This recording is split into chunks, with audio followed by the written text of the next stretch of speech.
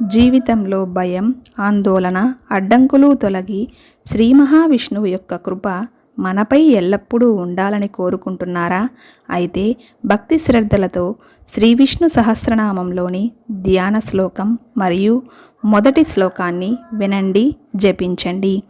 ధ్యాన శ్లోకం: శాంతాకారం భుజగశయనం పద్మనాభం సురేశం విశ్వాధారం గగన సదృశం మేఘవర్ణం శుభాంగం లక్ష్మీకాంతం కమలనయనం యోగి విద్యానగమ్యం వందే విష్ణుం భవభయహరం సర్వలోకైకనాథం.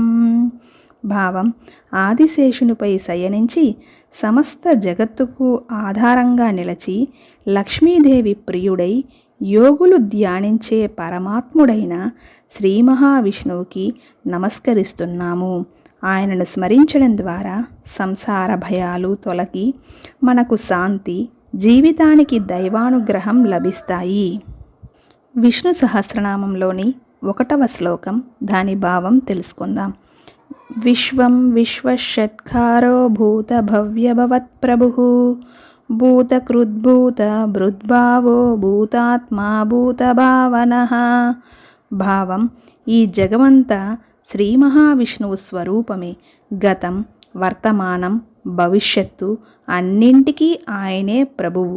సమస్త జీవులను సృష్టించి పోషించి వారి హృదయాలలో అంతర్యామిగా నివసిస్తూ అందరి శ్రేయస్సును కోరే పరమ కరుణామూర్తి శ్రీ మహావిష్ణువు.